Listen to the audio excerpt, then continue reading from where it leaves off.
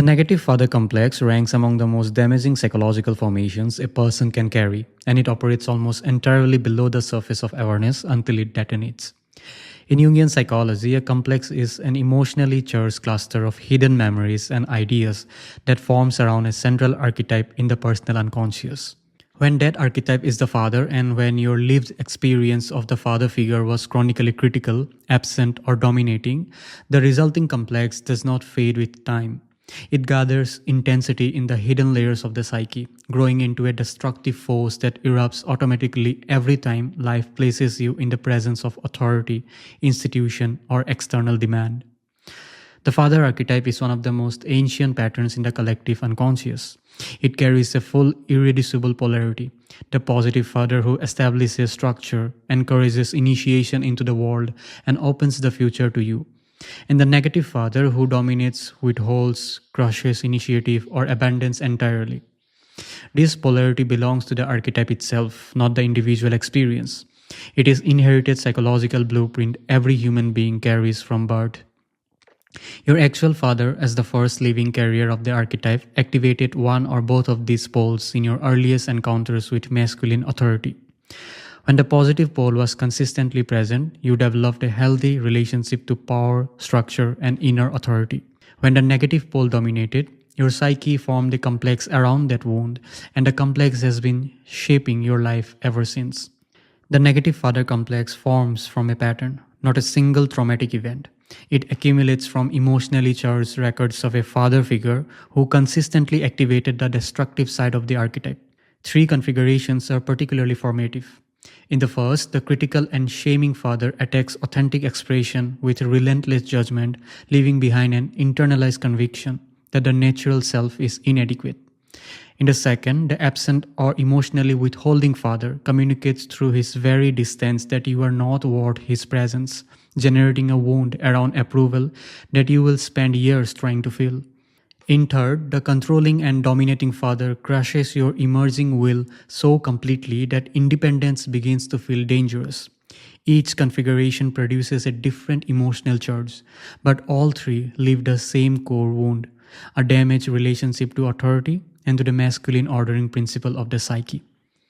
Think of the negative father complex as a loaded psychological satellite orbiting your everyday conscious mind.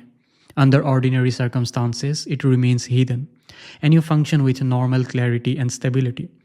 But the moment an authority figure enters your life, a demanding employer, a strict institution, a set of external rules with real consequences, the complex erupts and takes total possession of your waking consciousness. You lose your free will, the actual person before you disappears, replaced by the projected image of your wounding father, carrying all his original intensity and all the emotional charge you first felt in his presence.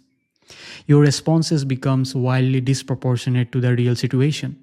Feedback that is perfectly reasonable lands with the full weight of all the shaming you absorbed as a child.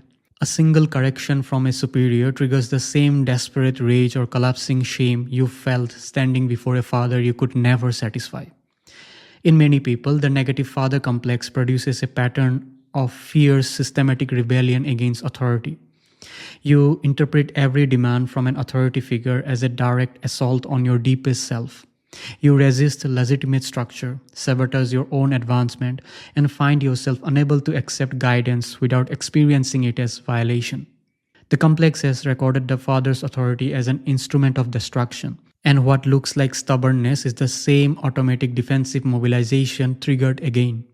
The rebellion is psychologically necessary to the complex because submission, in its primitive emotional logic, means the annihilation of the self.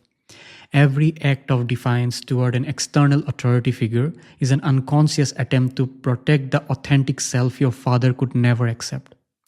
In other people, the negative father complex produces the opposite and equally destructive pattern of total submission. You hollow yourself out in the presence of powerful figures, agreeing reflexively, suppressing your own perceptions and judgment, and organizing your entire inner life around earning the approval of whoever holds power over you. This pattern arises from the imprinted emotional logic of the wounded child who learned that survival in the father's presence required becoming invincible and unthreatening. The submission is a psychological defense, not peace. But the rebel pattern and the submission pattern are driven by the same unprocessed wound, and both make it impossible to relate to authority as it actually is a real, imperfect, limited human phenomenon. The negative father complex reaches deeper than your relationships with external authority figures. The father archetype is connected to the ordering principle of the psyche itself, the force that establishes goals, imposes discipline, and orients the movement of inner life. A wounded relationship to the father image is therefore a wounded relationship to your own capacity for inner order. You carry an internalized voice that sounds exactly like a wounding father, merciless, withholding, relentlessly critical of every impulse toward authentic expression. This inner father voice attacks your creative efforts before they can reach completion. It destroys your confidence in your own perception and judgment. It convinces you with a force that feels entirely objective that your own desires, your own standards, and your own sense of direction are untrustworthy. You become a person who cannot fully commit to your own decisions, who needs constant external validation to confirm what your own inner authority should be supplying, and who experiences every attempt at self-direction as a form of dangerous arrogance. This inner wound connects directly to the process of individuation. In Jungian psychology, individuation is the lifelong development of psychological wholeness, the process by which you gradually become fully yourself. Central to this process is the internalization of genuine inner authority, the capacity to stand in your own life with real psychological weight, to make decisions from your own center rather than in desperate reaction to external approval or disapproval. The negative father complex obstructs this development.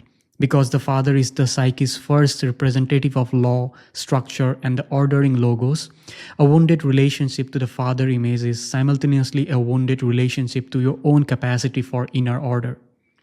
You cannot build an independent psychological life when the very principle of self-governance has been contaminated with the image of a father who used his authority to diminish you rather than to open the world to you. By confronting the negative father complex and bringing its buried emotional contents into the conscious awareness, you begin to separate the actual authority figures in your present life from the archaic father image you have been unconsciously projecting onto them. The complex gradually loses its grip on your perception and your responses. You begin to see authority figures as they are, limited, imperfect, and distinct from the father who wounded you. Your capacity to receive legitimate guidance without experiencing it as crushing assault is restored.